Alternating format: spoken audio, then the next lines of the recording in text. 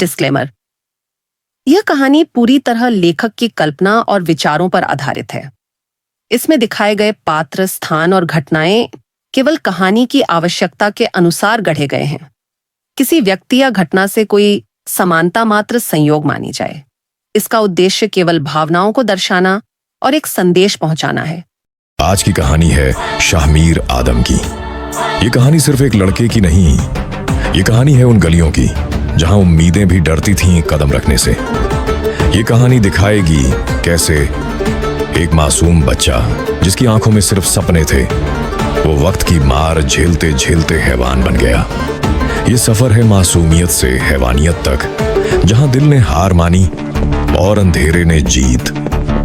हर मोड़ पर एक नया दर्द, हर चेहरे के पीछे एक राज और हर सांस में छुपा था एक सवाल। क्या सच में अपनी किस्मत खुद इंसान लिखता है या इंसान खुद अपनी किस्मत लेके पैदा होता है? मैं हूं नौरोज आदम का बेटा शाहमीर आदम। कभी मेरे भी कुछ ख्वाब हुआ करते थे। एक आम लड़के की तरह मैं भी कुछ बनना चाहता था। जिंदगी से उम्मीदें थीं, अरमान थे और दिल में एक शौक कुछ कर गुजरने का। लेकिन कुछ गलतियां हो गईं, ऐसी गलतियां जिन्होंने मेरे सारे सपनों को राख में मिला दिया। आज जो भी हूं वो किसी और की वजह से नहीं, अपनी ही गलतियों का अंजाम हूं मैं। मेरा घर नौशेरा, खैबर पख्तूनख्वा, पाकिस्तान। मेरा जन्म 10 अगस्त 2000 को हुआ था।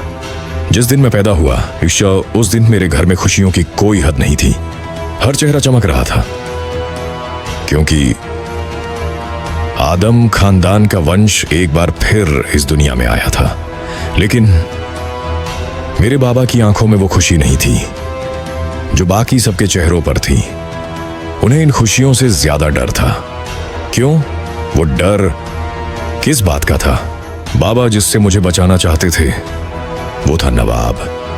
पूरे नौशेरा में आदमों और नवाबों की हुकूमत चलती थी। आदमों और नवाबों के बीच बहुत अरसे से जानी दुश्मनी चलती आ रही थी।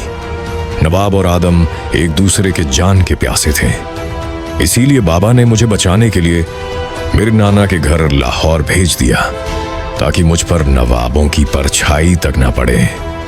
मेरा बचपन लाहौर ही में गुजरा, मेरे नाना और नानी के साथ। मेरी स्कूल भी लाहौर में ही हुई। मुझे एक बात आज भी याद है, जब मैं स्कूल में था तो वहां मेरी एक क्रश हुआ करती थी। वह हिंदू थी, नाम था सुहानी कुमारी। वक्त गुजरता गया, सब कुछ बदलता गया, लेकिन एक बात कभी नहीं बदली। मेरे बाबा जब भी मुझसे मिलने आते थे हमेशा एक ही बात कहा करते थे, शाहमीर कभी भी किसी पर भरोसा मत करना, कभी भी नहीं। उस वक्त मैं ये बात समझ नहीं पाता था, क्या मतलब है बाबा का, वो क्यों हमेशा ये जुमला दोहराते थे। मगर अब जाकर समझ आया है कि बाबा क्यों कहा करते थे किसी पर भरोसा मत करना। धीरे धीरे वक्त बीतता रहा और फिर आता है वो दिन, मार्च 2016 का। वो दिन जब मेरे 10वीं के इम्तिहान शुरू होने वाले थे। मैंने बस नाम का इम्तिहान की तैयारी की थी क्योंकि मेरा ध्यान पढ़ाई से कहीं ज्यादा कहीं और था। वो थी मेरी नई दीवानगी, ट्रेडिंग सीखना, शेयर बाजार में पैसे लगाना और ऑनलाइन दूसरों के साथ स्कैम करना। हाँ, मुझे इन सब में मजा आने लगा था। कहते हैं ना, बुराई इंसान पे बहुत जल्दी हावी होती है। ट्रेडिंग तक तो सब ठीक था लेकिन स्कैम वो तो बिल्कुल गलत था। पर उस वक्त मुझे सही और गलत का फर्क ही नहीं मालूम था। शायद इसी वजह से मैं अपने 10वीं के इम्तिहान में मैथ्स में फेल हो गया। मेरे बाबा बहुत गुस्सा हुए मुझ पर, और होना भी चाहिए था क्योंकि गलती मेरी ही थी। मेरा ध्यान कहीं और था। फिर जैसे तैसे अगली बार मैंने पास तो कर लिया, पर मेरी ट्रेडिंग और ऑनलाइन स्कैम की ये दुनिया, वो सिलसिला फिर भी चलता रहा। क्या तुमने सच में स्कैम भी किया था? हाँ, ये सच है। एक बात बताओ, तुम दोनों की पहली मुलाकात कब हुई थी? मतलब तुम और वो कब से शुरू हुआ था सब? क्यों जानना है तुम्हें? क्यों? जिन बातों को मैं खुद याद नहीं करना चाहता, जिन्हें सोचते ही मेरे अंदर से चीख निकल जाती है, जिन यादों ने मुझे अंदर तक तोड़ दिया है, उन्हीं बातों को तुम जानना चाहती हो। क्यों? क्या मिलेगा तुम्हें जानकर? शायद तुम्हारी तकलीफ थोड़ी कम कर सकूं। तुम्हारा बीता हुआ कल मैं नहीं बदल सकती, पर हाँ, आने वाला कल जरूर बदल सकती हूँ। बताओ ना, क्या हुआ था? ठीक है, तो सुनो। ये बात है 20 मई 2017 की, जब मैं अपनी 11वीं कक्षा में एडमिशन कराने कॉलेज गया था। उसी दिन मैंने पहली बार अना को देखा था। पता नहीं क्यों, लेकिन उसे देखते ही मेरे दिल में एक अजीब सा सुकून महसूस हुआ। दिन बीतते गए। एडमिशन के कुछ दिन बाद कॉलेज शुरू हो गया। जिंदगी अपनी रफ्तार में चल रही थी, पर मेरे लिए हर दिन की सबसे खास घड़ी वही होती जब अना क्लास में आती थी।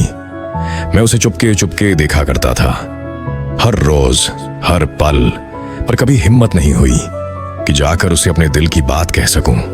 एक दिन की बात है, क्लास खत्म हुई थी और बाहर जोर की बारिश हो रही थी।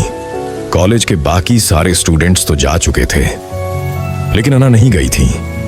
वो छतरी नहीं लाई थी, बारिश रुकने का इंतजार कर रही थी, और मैं भी उस दिन किसी वजह से रुक गया था।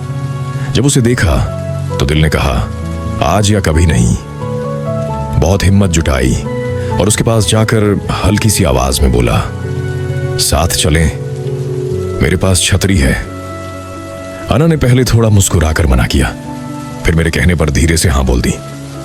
उस दिन हम दोनों एक ही छतरी के नीचे चल रहे थे। बारिश थमने का नाम नहीं ले रही थी, पर सच कहूं तो काश वो कभी थमती ही नहीं। अना का हाथ छतरी पकड़ते हुए थोड़ा मेरे हाथ से छू गया। दिल जैसे एक पल को ठहर गया, और फिर बातों बातों में अना ने अपनी दिल की बात कह दी, मुझे भी तुम पसंद हो। उस पल बारिश अब भी हो रही थी, पर मेरा दिल किसी और ही रोशनी में भीग रहा था। उस दिन की वो बारिश, वो छतरी, वो अना की मुस्कान, धीरे धीरे हमारे बीच इश्क परवान चढ़ने लगा था। हर दिन साथ कॉलेज जाना, बातें करना और साथ ही लौट आना, सब कुछ अब आदत बन चुका था। लेकिन एक दिन अना ने अचानक कहा, शामीर, मुझे कल घर जाना है। मैं थोड़ा हैरान हुआ। घर जाना है? क्यों? अना ने हल्की मुस्कान के साथ जवाब दिया, बाबा ने बुलाया है, शायद किसी काम के लिए। मैंने पूछा, कब तक आओगी? वो बोली, कुछ दिनों में।